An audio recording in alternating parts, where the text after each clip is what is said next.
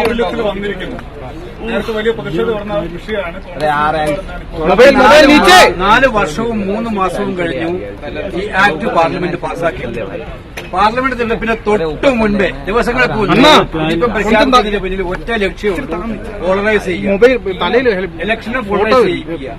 അത് മാത്രമല്ല, ഇന്നത്തെ ഏറ്റവും ഒടുവിൽ വന്നിരിക്കുന്ന സുപ്രീം കോടതി വിധി അടക്കം സ്റ്റേറ്റ് ബാങ്ക് ഓഫ് ഇന്ത്യയുടെ കാര്യത്തിൽ നമ്മുടെ മുഖത്ത് അടിക്കുന്നത് പോലുള്ള സുപ്രീം കോടതി വിധി വന്നപ്പോൾ ഇതിനെയൊക്കെ മറികടക്കാൻ വേണ്ടിയിട്ടുള്ള ഡൈവേഴ്സിറ്റി ടാക്ടിക്സ് രാഹുൽ ഗാന്ധിയും കോൺഗ്രസും ഉന്നയിച്ചുകൊണ്ടിരിക്കുന്ന unemployment issue, price rise issue, അതുപോലെ ഈ രാജ്യത്തിലെ കൃഷിക്കാരന്റെ ഏറ്റവും പ്രധാനപ്പെട്ട പ്രശ്നം, ഈ പ്രശ്നങ്ങളിൽ നിന്നെല്ലാം ഒളിച്ചോടി രാജ്യത്ത് ധ്രുവീകരണം ഉണ്ടാക്കാൻ വേണ്ടിയിട്ടുള്ള ഈ ഒരു തരംതാണ തന്ത്രമാണ് മോഡി ഗവൺമെന്റ് നടത്തിയിരിക്കുന്നത്.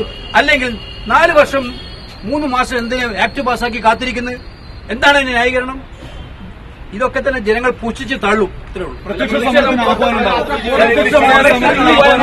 പറഞ്ഞത് സുപ്രീം കോടതിയുടെ വിധി, സുപ്രീം കോടതി ഏറ്റവും നിർണായകമായ വിധി വന്നതിന് ശേഷം ഇന്ന് പ്രൈം മിനിസ്റ്റർ പ്രതികരിക്കേണ്ട അതിലല്ലേ? എന്താണ് വോട്ട് വിവരങ്ങൾ? ഒരു ദിവസം കൊടുക്കേണ്ട വോട്ട് വിവരങ്ങൾ 4 മാസം കഴിഞ്ഞും കൊടുക്കാൻ പറ്റില്ല സ്റ്റേറ്റ് ബാങ്ക് ഓഫ് ഇന്ത്യ പറയണമെങ്കിൽ. ഇതാണോ ഡിജിറ്റൽ ഇന്ത്യ നമ്മുടെ? അപ്പൊ ഒളിച്ചു വെക്കാൻ എന്തൊക്കെയോ ഉണ്ട്. ആ ഒളിച്ചു വെക്കാനുള്ളത് നാളെ ഇനി പറയേണ്ടി വരും.